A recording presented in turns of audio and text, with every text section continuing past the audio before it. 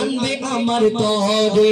এই কথা শুনে হযরত আলী বড়ই দুঃখ পায়, যদি আমি শহীদ হয়ে যাই কে আনবে বলো কাপড় তোমার, কে আনবে বলো কাপড় তোমার। হযরত আলী মনটা খারাপ এই কারণে, কেন সেই কাপড়টা যখন একটা জামা চেয়েছে নবী নন্দিনী ফাতেমা, মা ফাতেমা আমরা জানি এই নবীর বেটি, আর হযরত আলী চিন্তা করছে আমি বিয়ের পরে তেমন হয়তো কিছু দিতে পারিনি, আর ফাতেমা আমার কাছে এমন একটা সময় জামা চাইলো, আমি তো যুদ্ধে চলে যাচ্ছি, যদি আল্লাহর রাস্তায় শহীদ হয়ে যায় তাহলে ফাতেমার আশাটা কি পূরণ করা হবে না, এই কারণে মনটা তার খারাপ। তিনি যখন চলে গেল তারপরে কি ঘটনা হয় কবি ছন্দের মাধ্যমে লিখছে দেখো, দুঃখ ভরা হৃদয় নিয়ে আলী গেল রণে, দুঃখ ভরা হৃদয় নিয়ে আলী গেল রণে, নানার কাছে ছুটে এলো হাসান হোসেন, নানার কাছে ছুটে এলো হাসান হোসেন।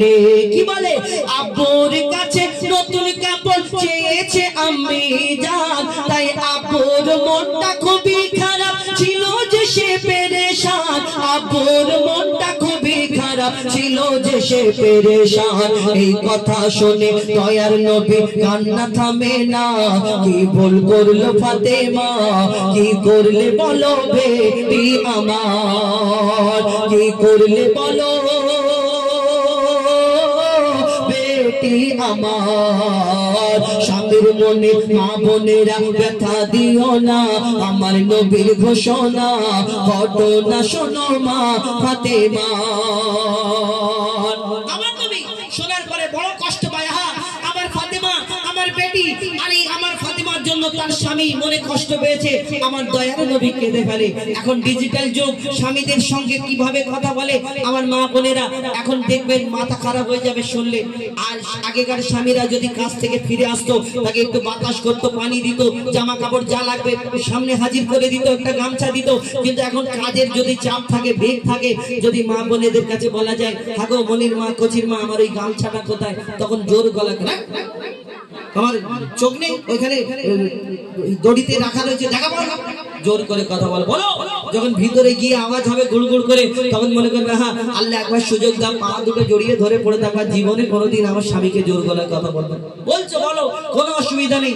এই স্বামীর মনে কষ্ট দিলে কি এই দুনিয়াতে আমার দয়ার নবী আরো কি বলে, মা ফাতেমার ঘরেতে যায় না, আমার দয়ার নবী একদিন দুদিন তিন দিন হয়ে গেল, মা ফাতেমা চিন্তা করে আমার ঘরে সব সময় আসে, কিন্তু আমার আব্বা কেন আমার ঘরে আসে না, ছুটে ছুটে মা ফাতেমা আমার নবীর দরবারে চলে যায়। কি হয় তারপরে কবি ছন্দের মাধ্যমে লিখছে দেখো, যার মুখ না দেখে ঘুমাতো না দয়ার নবীজি আমার, আর রাতের পরে রাত কেটে যায় মুখ দেখে না ফাতেমা, রাতের পরে রাত কেটে যায় মুখ দেখে না ফাতেমা।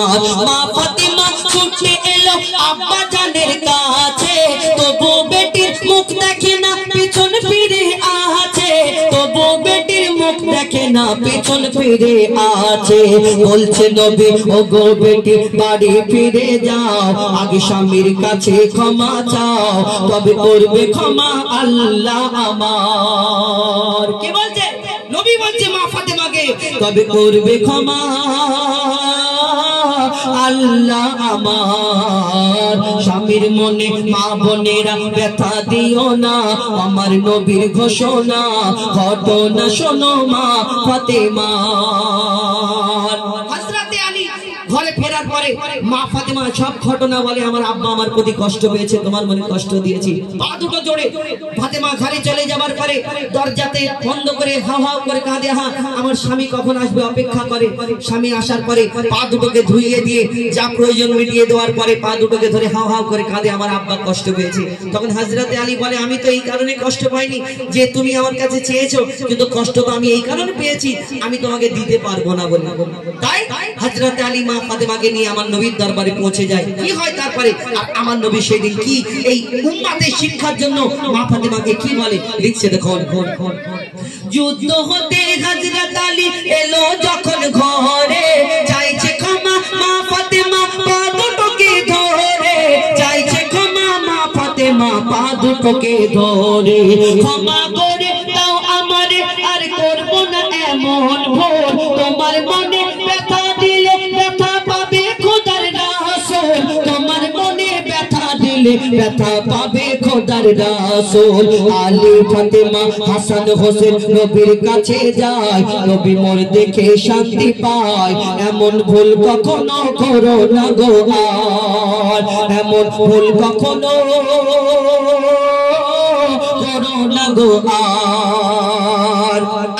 আমার নবী শেষ কথায় কবির মনের ফারিয়া, আমার নবী মা ফাতেমাকে সেদিন কি বলেছিলেন উম্মতের শিক্ষার জন্য, শুনে রাখুন মা বোনেরা, মন কান খুলে শুনে রাখুন। নিচে দেখুন বলছে নবী আল আরাবী, শোনো বেটি ফাতেমা, আলী যদি আজ তোমাকে না করি তো ক্ষমা, আলী যদি আজ তোমাকে না করি তো ক্ষমা, আমি তোমার আব্বা তোমাকে ক্ষমা করতাম না, আমি তোমার আব্বা তোমাকে ক্ষমা করতাম না। স্বামীকে যে দুঃখ দেবে আমি তাকে চিনব না, স্বামীকে যে দুঃখ দেবে আমি তাকে চিনব না।